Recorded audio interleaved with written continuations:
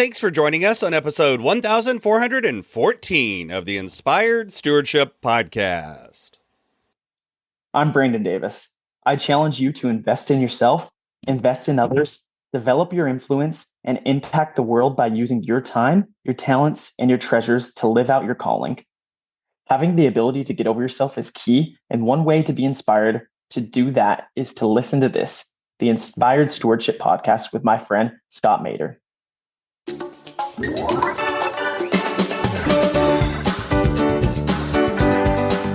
I realized it was a mindset. So if you can learn to simply control your mindset and say, I'm going to get over myself, despite what trial I go through in my life, despite whatever difficulty I have, despite how many times I fail, despite how many times I'm rejected, despite, whatever happens inside of my life, if I control my mindset, I'll be able to do anything I want. Welcome and thank you for joining us on the Inspired Stewardship Podcast. If you truly desire to become the person who God wants you to be, then you must learn to use your time, your talent, and your treasures for your true calling. In the Inspired Stewardship Podcast, you will learn to invest in yourself, invest in others, and develop your influence so that you can impact the world.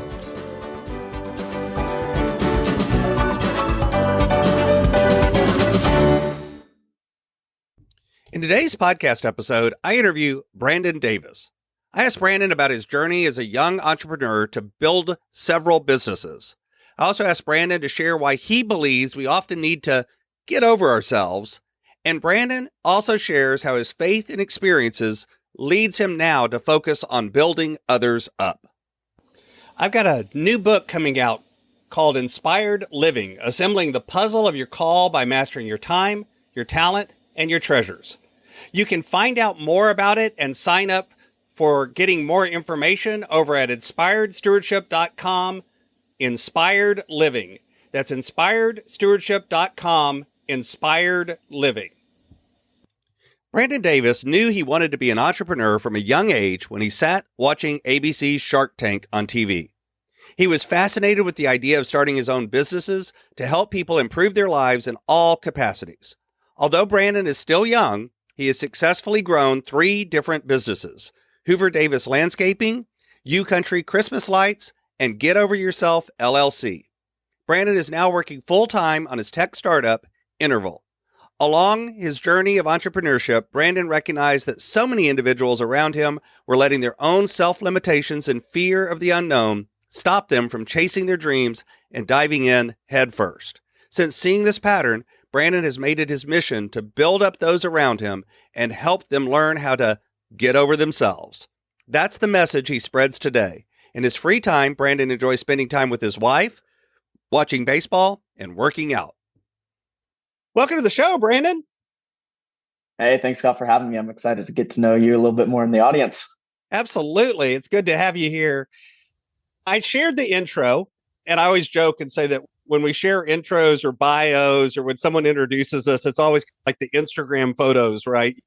We make sure we frame and get the dirty laundry out of the back of the picture. So let's talk a little more about what's behind your story. You're a young guy, and yet you've been starting a bunch of businesses. You've done a lot of different things. What brought you to this point in your life? Yeah, obviously from the bio, a lot of the listeners will know this by now, but when I was growing up, one of my favorite traditions when I got home from school, my dad got home from work, was to sit on the couch. He's a busy guy, so he'd pull out his laptop and he'd keep working. But one of his big priorities was making sure he still spent time with the kids, aka me and my siblings, and then my mom, which that's a whole topic in and of itself. Great leadership quality there, in my opinion. But one of my favorite traditions him and I had is he'd get home, he'd sit on the couch, he'd still work, but we'd turn on ABC Shark Tank. If it wasn't the Dodger game, we'd be watching ABC Shark Tank. And I just remember when I was watching that show with him, I was just enthralled. It's just these so-called average citizens, somebody you could sit next to on a bus, somebody you could walk past in a grocery store, somebody who could be at your local church. You would have no way of knowing. It's just these average people who somehow start something amazing that is changing the world. And it could be a simple product. It could be a massive service, but in some way or some fashion, they are making somebody's life easier. And I remember watching that as a kid with my dad and thinking, wow, I want to do that. I want to be like those guys. And ever since then, I've just been obsessed with business. So what did your dad do, if you don't mind sharing? Yeah, he's an attorney, Oh, wow. Okay. business related. So very busy guy, obviously, works with a lot of businesses. And so growing up, he's just been bouncing all over the place and whatnot. But I will jump into this principle now. And I hope to frame my entire life like this when I have kids one day, when me and my wife start deciding to go down that path. But despite being incredibly busy, he always made the time to make it to the sports events, to be there for me when I needed him. Heck, I got in a car wreck last week and I had a couple random insurance questions. He was on the phone within a couple minutes helping me. And I just want to shout him out for that aspect, because a lot of my framework, I believe, comes from his great example. And I want people to be able to applaud that these days. I feel like the narrative on social media, it's funny you brought up that whole like perfect image of like, oh yeah, that's what we do. We only share the good stuff. We share the good stuff, but I feel like in today's world, sometimes the good stuff people make fun of. People make fun of like, the families that are connected together. I love my parents. I truly believe I'm one of the most blessed people on this earth for the parents I was raised with. And a lot of times on social media and stuff these days, people make fun of that. So as part of my message, I wanted to share with people today, no, like to be an inspired leader. And in your case, you're trying to guide people to have their inspired life. You have to be a good person. You have to be willing again to set aside some work to go help somebody else when they need it the most. Yeah, one of the frameworks that I talk about is invest in yourself, invest in others. Part of investing in others is also taking care of the people, your family, the people around you. I actually had about an hour-long conversation with my son not too long before we jumped on this interview about he's setting up his 401k at work and and we just walked through, here's what those options mean and here's what you want to think about. And just anyway, so I know what you're talking about. And I will tell you, not going to put words in your dad's mouth, but as a dad, having a son that still wants to reach out and ask those questions and everything is also a great honor from the parent side too. I believe it. I'll know soon enough when my wife and I start having the kids. Yeah. But It does change over time. It changes the relationship. So you were always interested in business, but a lot of folks watch Shark Tank or think about starting a business or, oh, one day I'll start a business. But you started it pretty young. How old were you when you started your first business? So I was a junior in high school when I first started my official first business, when I actually registered it with the state, created my first LLC. I grew up in Southern California near the Mexican border a little bit. And so that was my first ever official business, obviously growing up in grade school, since I was so mesmerized by the thought of business. I'd find little ways to sell posters or pencils, whatever kind of random things. But yeah, the first registered business, nothing crazy special. I had an old pickup truck that I bought for a couple $1,000, and I had a buddy who had a bunch of lawn mowing equipment. I've been cutting grass for my grandparents for just years upon end. He's a very hardworking guy, my friend as well. And so we just looked at each other one day and we're like, in high school, what do you use a lot of your money for? We used it for eating fast food and taking girls out. And so we said, we need more of this sometimes money at the same time. Most of the time at the same time. And so we said, we need more money for exactly that. And so we combined his lawnmower and my pickup truck, and we started going door to door. And after a couple of weeks, we're like, wow, we actually got something going here. And so we registered the business and we started going door to door and just pitching our landscaping, cut their grass, trim the trees. Once again, nothing fancy about it, very simple. But that's how we started making our first truly our own dollar bills. Not through some other business, but that was our own work. And that's one of my proudest moments too, even though it was something so simple. And looking back, it's not like I sold that business for tons of money or anything like that, but that's how we got our first work. And I was proud of it. Yeah, absolutely. It is something to be proud of. And it's something that a lot of young men and young ladies can start with too. It's accessible. It's something that you really don't need $10 million to start that business. You can do it pretty cheap, pretty down and dirty. One of my friends from Florida actually started a business when he was in high school, doing exactly that, cutting lawns and whatnot. He actually sold his lawn care business about 10 years ago for $32 million. It did grow into a monster of a business over decades, obviously. Yeah. He's much older now, but he got to that point. So as you went through this and started diving into business and things, you've also started a podcast, Get Over Themselves, or get over that expression of get over yourself, get over that. Where did that come from? Where did that idea of getting over yourself come from? Yeah, funny story, but back when I was about 12 years old, I was back in middle school, and I remember it's funny, a lot of my stories stem from when I was younger. I'm a guy who likes to reflect on his past and try and grow upon himself a lot. So okay, just for everybody that's listening, he's still young. Okay. I should have framed it with that, but still, it's a matter of opinion on that one, right? It's all relative. It's all relative. Yeah. There you go. So I just remember back when I was about 12 years old, back at the time, what are some of the biggest things you could worry about as a young middle school kid? You worry about if you got a good grade on the test, if you're good for your teacher, how good you were in sports that week, or in some kind of musical instrument. If you have whether your friend was still friends with you tomorrow. Whether if your friends are still friends, your crush likes you back. There's like very little stress in a young kid's mind, despite what's going on at home, despite what's going on around the community, the country, the world. Like a young kid's mind is pretty dang straightforward when it comes to stress. And I remember looking at that, and I saw many of my friends where they do bad on the test, or their crush didn't like them back, or every single example we just named. And I remember hearing them, and they would be complaining, and like any kid does, that's the nature of a kid, to learn and to grow and complain and figure it out. But it started off as a joke where I would tell them, hey, it'll be fine. Get over yourself. You got a bad grade on the test. Get over yourself. Oh, she doesn't like you back. Get over yourself. Something so simple, but as I developed that over the next couple of years and going into my adulthood and eventually going out of the country, living in Brazil for a while and starting my first couple businesses, I realized that this phrase of get over yourself was so much more impactful than I originally meant it to be. The so-called joke I had at the beginning, because I realized it was a mindset. So if you can learn to simply control your mindset and say, I'm going to get over myself, despite what trial I go through in my life, despite whatever difficulty I have, despite how many times I fail, despite how many times I'm rejected, despite whatever happens inside of my life, if I control my mindset, I'll be able to do anything I want. And I've lived by that principle ever since, and I still live by it. And I preach it on my show, and I preach it to anyone who will listen, because I truly believe anybody on this earth, as a human being who has life, who has a soul, who has blood running through their veins, can do whatever they want if they put their mind to it. Mm-hmm. Speaking of, you mentioned soul there, and one of the things that I like to highlight for folks is how our journey through faith, whatever that may be, however that's expressed, intersects with the rest of our life. Can you share a little bit about how your faith journey has intersected with the way you look at business, the way you look at other people, and what you do? Definitely. And I'm glad you asked this question, because it's something we can overlook a lot of times. And I never want to become like Mr. Preaching religion or anything on somebody else's platform, but faith is everything to me. I grew up Christian. I'm a Christian to this day.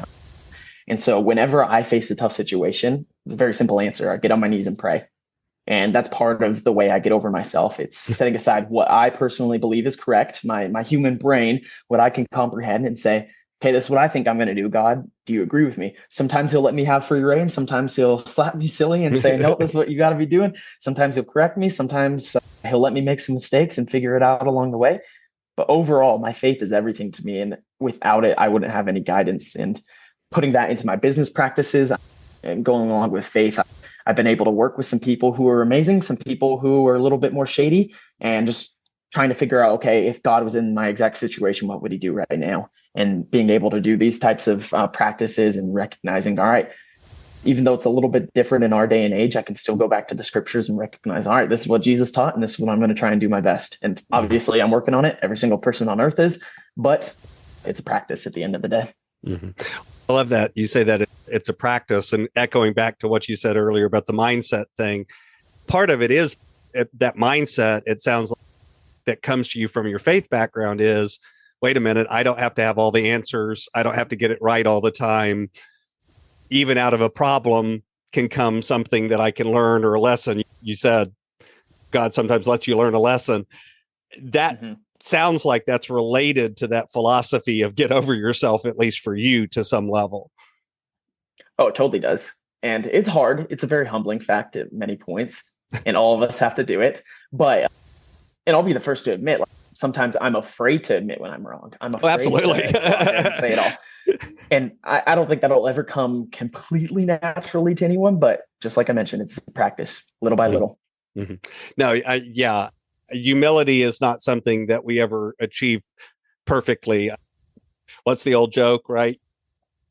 I have perfect humility. By saying that, you're proving that you don't.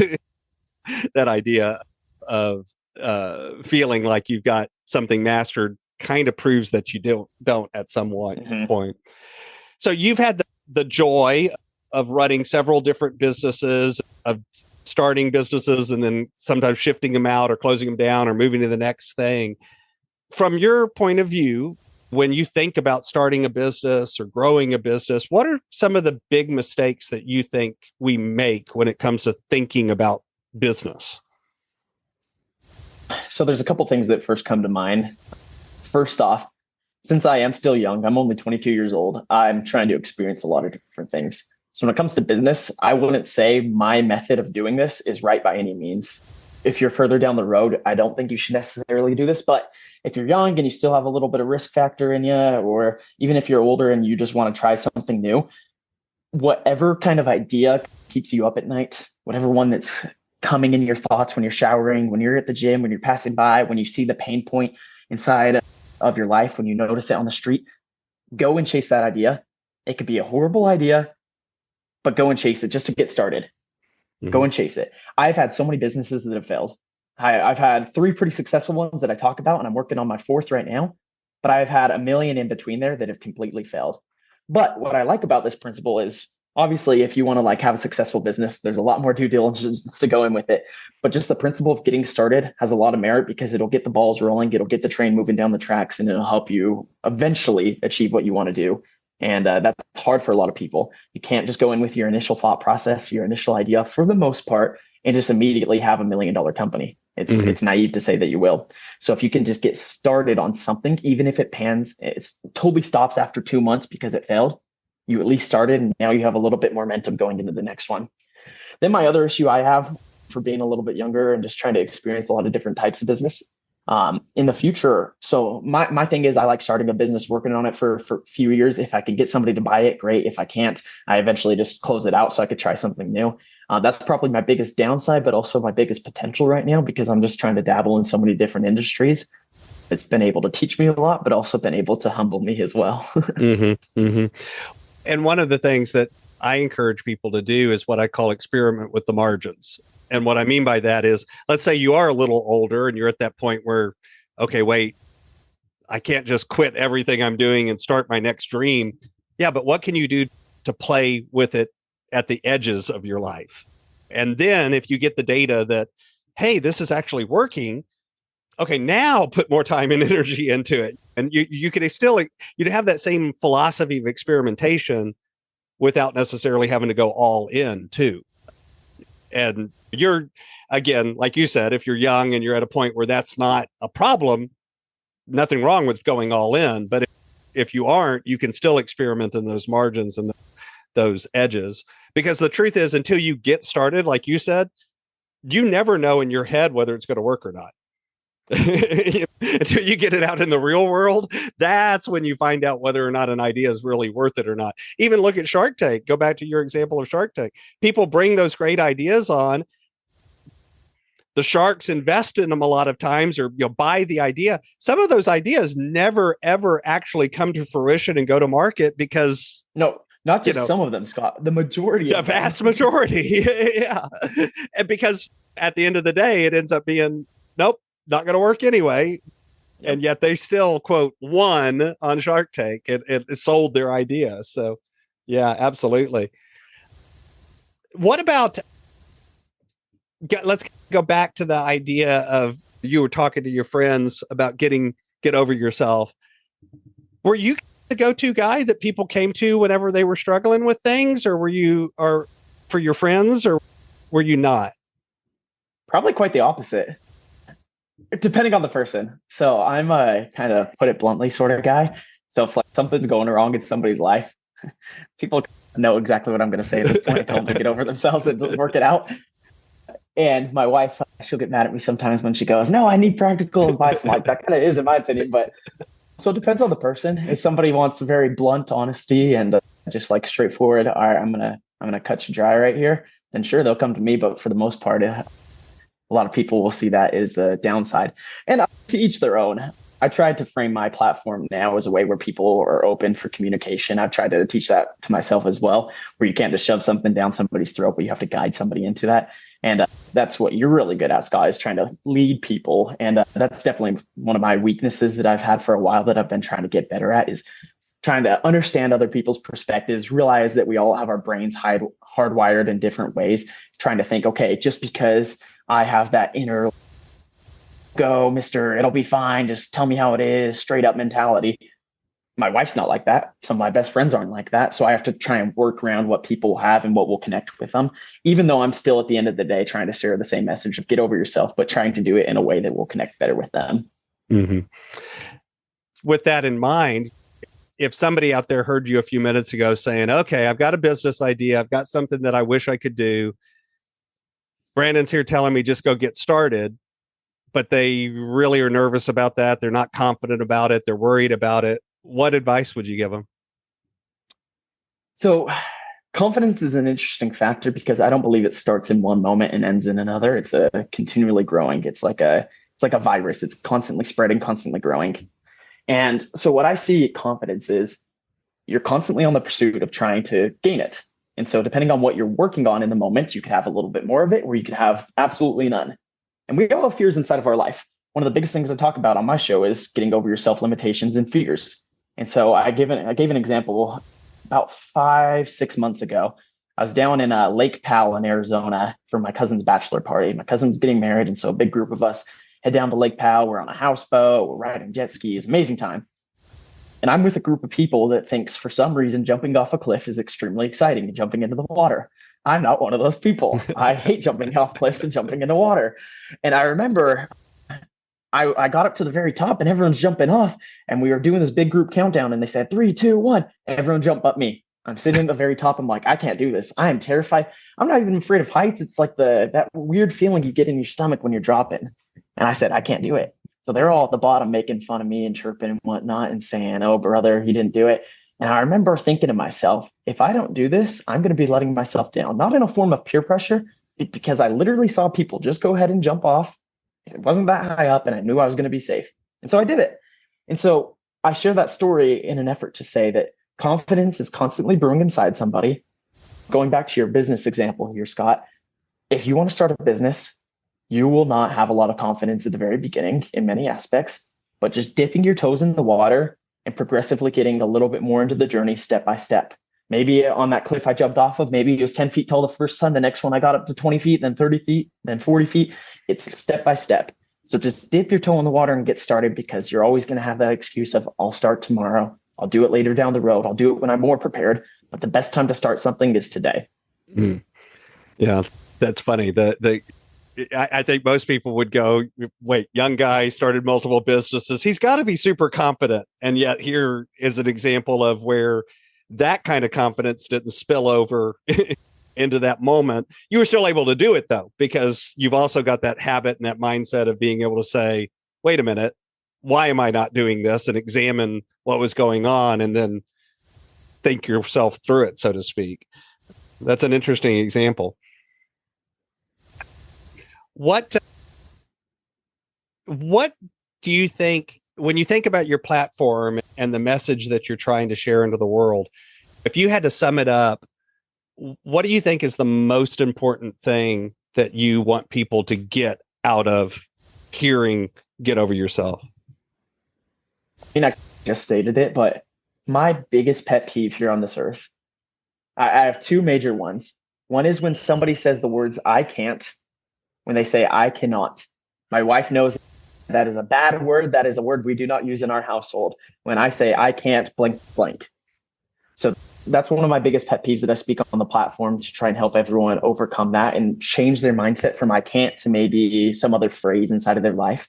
Then the other one is the principle we already talked about, waiting. Waiting, not because it's the smart thing to do, but out of fear. waiting to start the business because you fear it might not take success, and then blaming that on the fact that you're ill prepared. I'm an Eagle Scout. I am fully behind the concept of be prepared. But at some point, you have to stop saying I'm preparing and recognize that you're just holding yourself back and you need to jump into it. So I'm all for making the preparations. I'm not saying if you're starting a business, you should just jump immediately in just because you wanted to do it. No, do some due diligence if that's better for you. Take some validation. Go talk to your customers. Figure out the pain point. This is for a business to actually succeed. That's what it'll take. And then same with your fitness journey or whatever else you're working on in your life. I'm not saying you should immediately go from never running to running 15 miles a day. That's ridiculous. You're going to burn out. You're going to get injured. But what I am saying is don't over prepare yourself where you keep telling yourself, okay, I'm just going to stretch for another hour and then I'll go on my run. Okay, I'm going to go talk to my friend who runs for the 15th time and just make sure I have my proper technique. Oh, now I got to go order my new running shoes. No, there's always going to be something holding you back. So eventually you got to plunge into that water. Mm-hmm. When preparation becomes procrastination, so to speak. Exactly. So I've got a few questions that I like to ask all of my guests, but before I ask those, is there anything else about the work you do or what we've been talking about today that you'd like to share with the listener? Yeah. So overall, I'd like to share that at any point in your life, there's going to be things holding you back. Scott, your trials that you face inside of your life are completely different from the trials that I faced. My trials are completely different from whoever's listening to this podcast today. Everyone is going through their own situations, their own difficulties, whether it be work, relationships, spiritual life, physical life. Everyone's going through something. And once again, to throw in my kind of Christian plug there, I believe there's only one person who can never truly fully understand that, and that's Christ. But taking it away from the kind of spiritual side for anyone who's not into that, I want to say there's no one who quite understands exactly what you're going through. There's people who can relate. Scott, if you and me have both lost a relative, we'll both understand the feeling of loss. We'll be sad about it. But your relationship to whoever your relative was is completely different than my relationship. Whatever point somebody's on, try and support them in that journey, but also recognize everyone goes through something and you're not, this may be harsh to say, but you're not unique in that way. Everyone goes through difficulties. So trying to put the blame on the world and trying to make yourself a victim isn't going to help anything. At some point, you got to put on your big boy pants and just get through it because you have to. Not because anyone's making you, but because you have to. Mm-hmm. So my brand is Inspired Stewardship, and I run things through that lens of stewardship. And yet that's one of those words, kind of like leadership and other words that means a lot of different things to a lot of different people. Mm-hmm. So when you hear the word stewardship, what does that word mean to you? I was about to ask you specifically why you chose stewardship over leadership, but what kind of comes to mind, being a steward over somebody isn't just leading them. That's why we have the difference between leadership and stewardship. Stewardship is more of a guidance, is what I picture with it. Somebody who's not even just like telling all the troops what to do, but they're rallying around them and they're saying, all right, I'm going to work from the front with you and I'm going to guide you along this entire process. Despite it maybe taking longer or being a little bit of a harder journey, I'm going to be there right with you. But I'd love to hear your take on it specifically, Scott. So stewardship, the quote unquote technical definition, is to manage something that you do not own. And so for me, leadership has a implication to it of ownership or control, where stewardship is acknowledging the fact that ultimately I'm not the one in control. I may have stewardship over it. I may have responsibility for it. I may have things that I am, accountable to, but I'm not the owner of. So I'm able to have that distance from, again, like I said earlier, I am a bit of a control freak, right? Hi, my name is Scott. I'm a control freak. I've started a 12-step program for that. That kind of thing. And because of that, having that outlook of not being able to recognize that ultimately I don't have to be the one in control, but it's still mine to take care of. Love it. That's beautiful. That's beautiful. So this is my favorite question, Brandon, that I love to ask everybody. Imagine for a minute that I invented this magic machine. And with this machine, I could pluck you from where you are today and transport you into the future, maybe 150, maybe 250 years. But through the power of this machine, you were able to look back and see your entire life, see all of the connections, all of the ripples, all of the impacts you've left behind. What impact do you hope you've left in the world? So overall, there's a good quote. I believe it was by Thomas Monson, and he said that the lack of failure inside of the home, and this is a paraphrase, so nobody quote me directly on this, but something along the lines of, if you fail at home, you have failed overall. So putting home is got to be the most important thing. And I have always struck with that. We've mentioned a couple of times, I'm not a father yet on this podcast, but my true impact I want to leave on the world is my future kids, making sure that they are good examples, that they're nice to people, that they're trying to make a better world for themselves. I believe if every single family focused solely on making sure their offspring was doing what was respectable and what was correct and what was ultimately making the world a better place, I think we'd have so many less issues here in today's society. Obviously, everyone has their own viewpoints on that, and you could argue that over the next couple decades. But if everyone was simply trying to just do their best in a world where everyone was doing that, it'd be a beautiful place. As a weird answer to your question, my ultimate impact I want to leave on the world is making sure I have good kids who will make their impact on the world as well. I don't think that's a weird answer at all. So what's coming next? What's on the roadmap as we continue through 2024? Yeah, 2024 got a lot of goals. If people don't know by now, I'm a very vision-oriented person. Right behind, if I could turn my camera around, if anyone was watching today's episode, you'd see my vision board right on the wall that I'm looking at. It's got things from spiritual goals to adventures to business goals to fitness goals.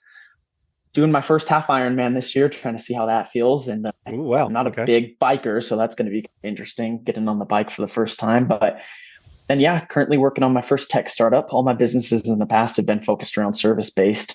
So I'm doing service now, but service as a software. And so working on that right now, trying to take that off the ground, and we'll see how far it gets us. Awesome. So you can find out more about Brandon over at his Linktree, which you can find at linktr.ee/getoveryourself_podcast. Of course, I'll have a link to that over in the show notes as well.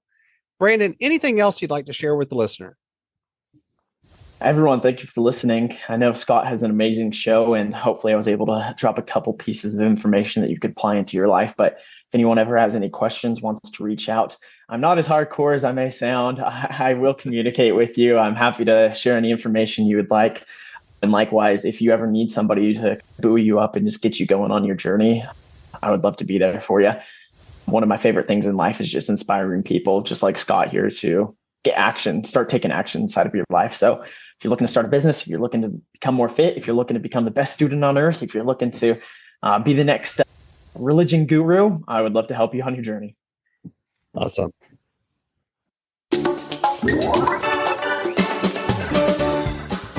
Thanks so much for listening to the Inspired Stewardship podcast. As a subscriber and listener, we challenge you to not just sit back and passively listen, but act on what you've heard and find a way to live your calling. If you enjoyed this episode, please do us a favor. Go over to inspiredstewardship.com/iTunes rate, all one word, iTunes rate. It'll take you through how to leave a rating and review and how to make sure you're subscribed to the podcast so that you can get every episode as it comes out in your feed. Until next time, invest your time, your talent, and your treasures. Develop your influence and impact the world.